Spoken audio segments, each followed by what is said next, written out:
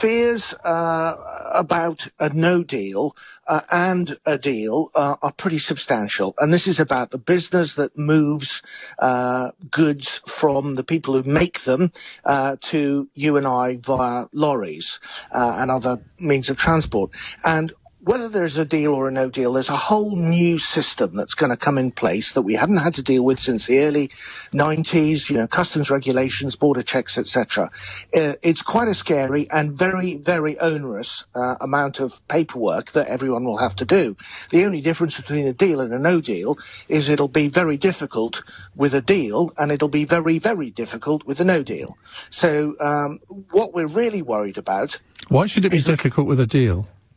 Well, because we will be trading with a third country, which is the EU, effectively. Well, not with a deal.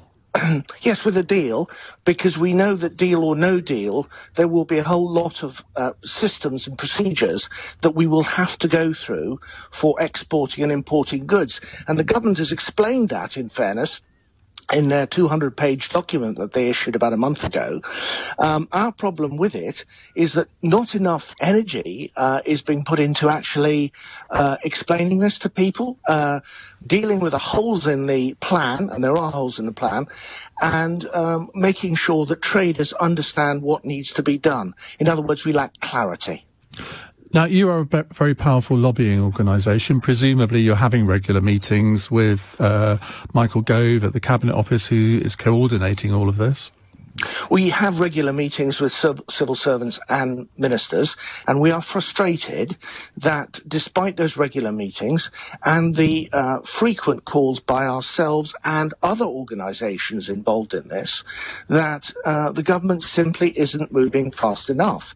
There are roughly 80 days to go to a potential deal or no deal, and we simply haven't got the clarity of what is needed to carry out these new checks. And one other thing, there is a need for 50,000 customs agents to be hired and trained in these new procedures to enable all this to happen. At the moment in the UK, we only have 5,000 customs agents. So there's a huge hiring, training and mentoring operation required in less than 80 days. Why do we need 50,000 new customs agents? Because surely with technology now, a lot of this is done by computer. I think it will be done by computer, and that in itself raises another issue. There are potentially 10 different new, untried and untested computer systems that will process this sort of stuff. In terms of your question about why do we need customs agents, whether we're doing old-fashioned paperwork or inputting on computer, that is still a manual process job. And the problem with these 10 different systems is they're untried, they're untested, and we don't know if they talk to each other. And that's a big worry. But they are presumably systems that are used in other countries. Most of them are not. For example, I'll give you one example of the Smart Freight app, which is in supposed development by the UK government. It's an app that goes on the lorry driver's phone, and which proves that the necessary customs duties, paperwork, whatever needs to be done, has been done.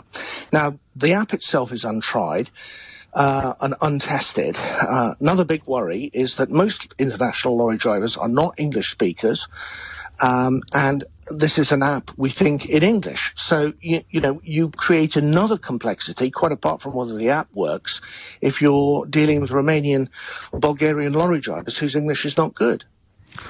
The 1% of all of the goods that come into the port of Dublin are actually checked by customs officials. Are you suggesting that in this country we would be checking most of the goods that come in? It's hard to say. If I could give an honest answer to you, I would.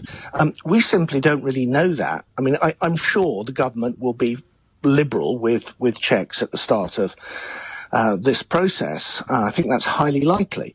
But irrespective of that, at some point, we're going to have to play catch up, and there will have to be, those checks done.